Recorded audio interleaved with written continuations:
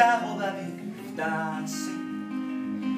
Občas sa na nich rozpomenie. Tí sťahovaví vtáci.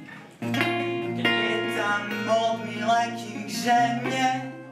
Vo štvrtok 15. mája bola vernisážou otvorená nová výstava Modrý svet v Malokarpatskom múzeu, ktorá ponúka nekonečný svet tvarov a farieb sochára Jána Pribulu. V dnešnej dobe je všetko šedé a tmavé, čierne, všetko. A to modré znamená, aby sme boli veselší, aby sme sa mali lepšie, aby sme teda boli veselí. A je to vlastne taký štýl, sa to nazýva neogeo. Je to abstraktné umenie v geometrických tvaroch.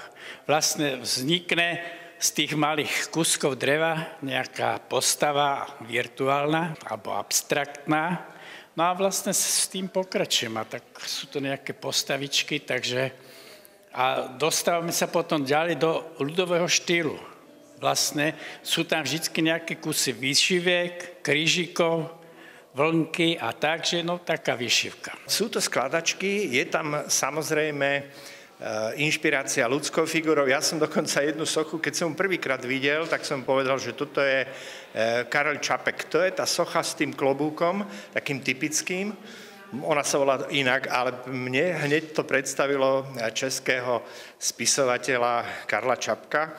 Ale iste, to je vynikajúce na výtvarnom umení, že každý, kto sa pozerá, môže prísť vlastnou interpretáciou a každý, kto trošičku vníma umenie, tak si nájde to svoje a práve tá rôznorodosť, on ma znovu a znovu presviedča o tom, že dokáže robiť nové a nové veci, ale lepšie jednu vec z dreva, ale takú, že poskytuje nám milión pohľadov, interpretácií a inšpirácií. Sochy Jána Pribulu sú zložité skladačky konštruované anatomicky presne z kúskov dreva, podobne ako je poskladaný náš život z mozaiky zážitkov, spomienok, radostí i sklamaní.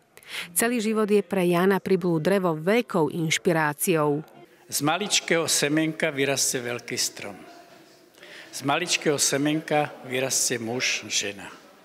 A vlastne pochádzate odtiaľ. Tak ten strom, keď vyrastie, keď ho zotnete, zrežete, buď spravíte nábytok, spravíte sochu, spravíte nejakú vec z toho a nakoniec vznikne z toho popol.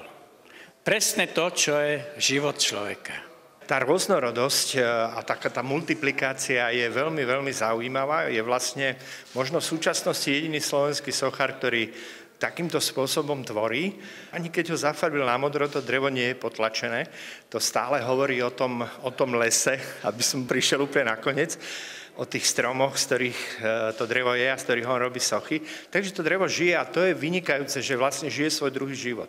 Drevené plastiky Jána Pribulu, ktorého sochárska tvorba je opakovaná, ale vždy nová a pre rozprávanie príbehu dreva je originálne, si môžete v priestoroch Malokarpatského múzea v Pezingu pozrieť na výstave Modrý svet do konca augusta.